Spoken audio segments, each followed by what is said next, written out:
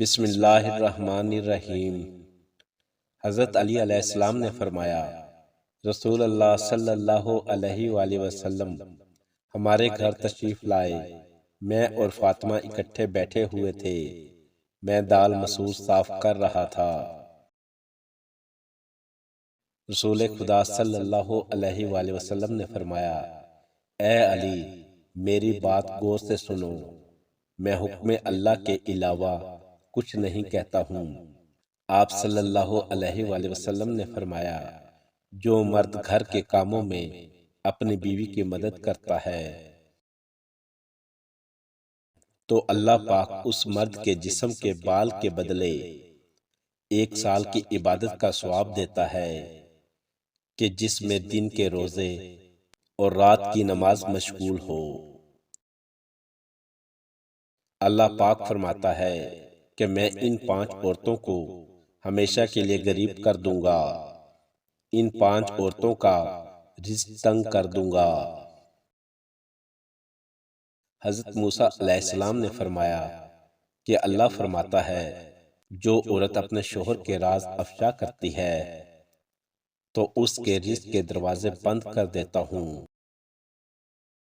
اس کے گھر سے سکون اٹھا لیتا ہوں اور اس کے نصیب سے نور چھین لیتا ہوں، کیونکہ قرآن میں شوہر اور بیوی کو ایک دوسرے کا لباس قرار دیا گیا ہے۔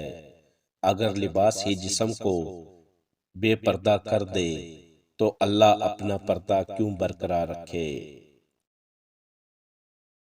نبی اکرم صلی اللہ علیہ وآلہ وسلم نے فرمایا، تم میں سے بہترین وہ ہے جو اپنے گھر والوں کے لیے بہترین ہو، مگر وہ عورت جو اپنے گھر کے مرد کی عزت پامال کرے، دراصل وہ اللہ کے فرمان سے بغاوت کرتی ہے۔ حضرت موسیٰ علیہ السلام نے فرمایا، اے عورت، میرا رب یہ بھی فرماتا ہے کہ دوسری عورت وہ ہے جو شادی کے بعد اپنے والدین کی خدمت اور ان کے ادب کو بھول جاتی ہے۔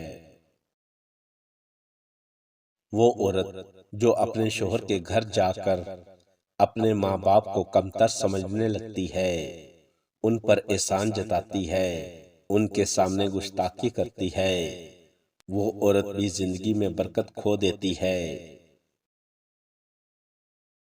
حضرت موسیٰ علیہ السلام نے فرمایا، اے عورت، میرا رب فرماتا ہے کہ تیسری عورت وہ ہے جس کے نصیب میں کبھی سکون نہیں لکھا گیا، وہ عورت جو حسد، جلن اور دوسروں کی خوشیوں سے جلنے کی اپنی فطرت بنا لیتی ہے۔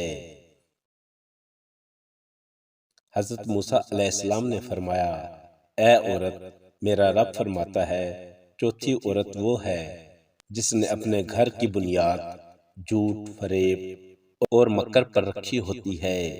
اس کی زبان پر مٹھاس ہوتی ہے مگر دل میں زہر چھپا ہوتا ہے۔ حضرت موسیٰ علیہ السلام نے فرمایا، اے عورت، میرا رب فرماتا ہے، 5ویں عورت وہ ہے جو اپنی عبادت، نیکی، دوپٹے، تسبیح اور نماز کے سہارے غرور کرنے لگتی ہے۔ وہ سمجھتی ہے کہ وہ دوسروں سے افضل ہے۔ نبی اکرم صلی اللہ علیہ وآلہ وسلم نے فرمایا، جس کے دل میں رائی کے دانے کے برابر بھی تکبر ہوگا، وہ جنت کی خوشبو تک نہیں پا سکے گا۔ ویڈیو پسند لگی ہو تو لائک اور شیئر ضرور کریں۔